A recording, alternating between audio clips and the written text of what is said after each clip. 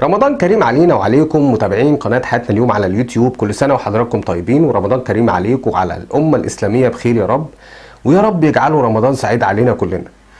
هناخدكم بقى جولة كده داخل مدينة طنطا، السيد البدوي بقى كده، مدد يا بدوي.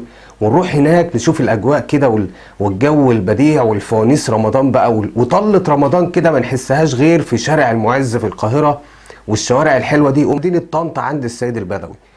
آه، لا سيما ان يعني رمضان في مصر كلها حلو، لكن في بعض الاماكن كده يتميز كده، له طعم كده، تحس ان كده يعني له فاكهة رمضان في بعض الشوارع في مدينة طنطا والقاهرة، زي شارع المعز كده والشوارع الحلوة دي.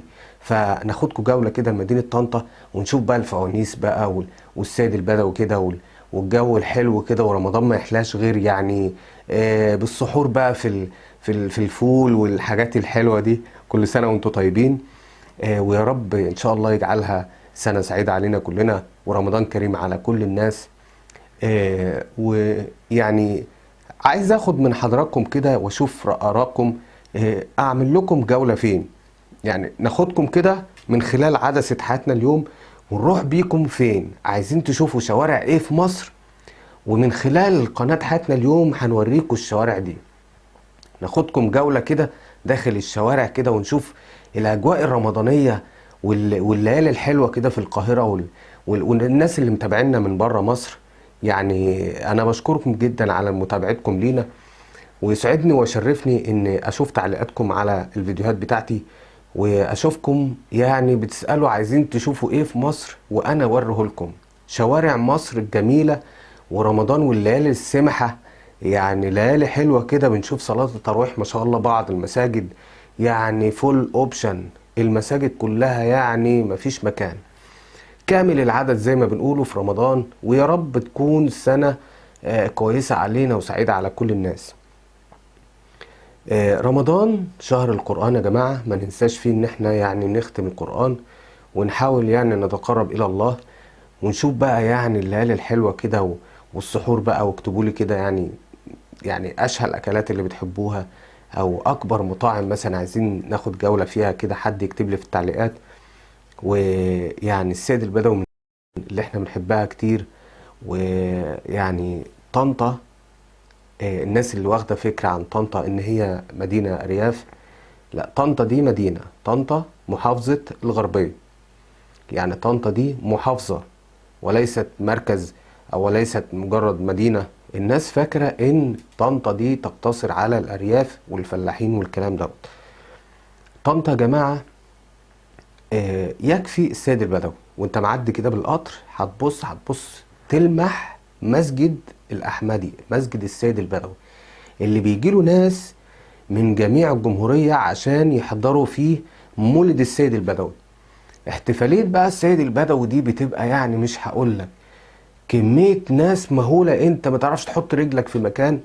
حتى للأسف احنا ما نعرفش نصور من الزحمة نفسها.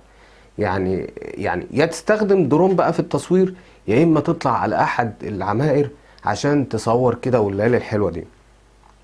طنطا يا جماعة ليها يعني طعم تاني في اجواء رمضان، وبخلاف رمضان السيد البدوي، محيط السيد البدوي هو يعني مزار سياحي. هو السيد البدوي ده تحسه كده يعني سياحة بعد التطوير اللي تم في شارع السيد البدوي كده، وانت داخل على مسجد السيد البدوي بتحس كده يعني بأجواء رمضانية وجو تاني خالص كده، يعني تعيش كده من الأماكن الجميلة.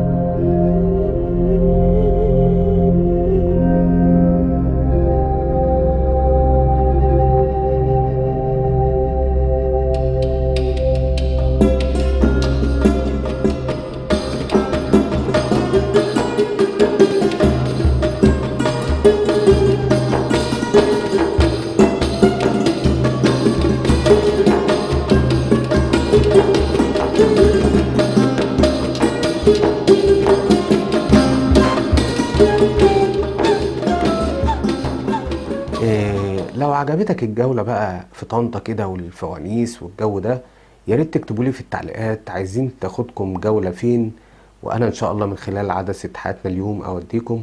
وتابعوني على قناة حياتنا اليوم على اليوتيوب، متنساش الشير واللايك، وشكرا ليكم واستنوني في حلقة جديدة. الى اللقاء.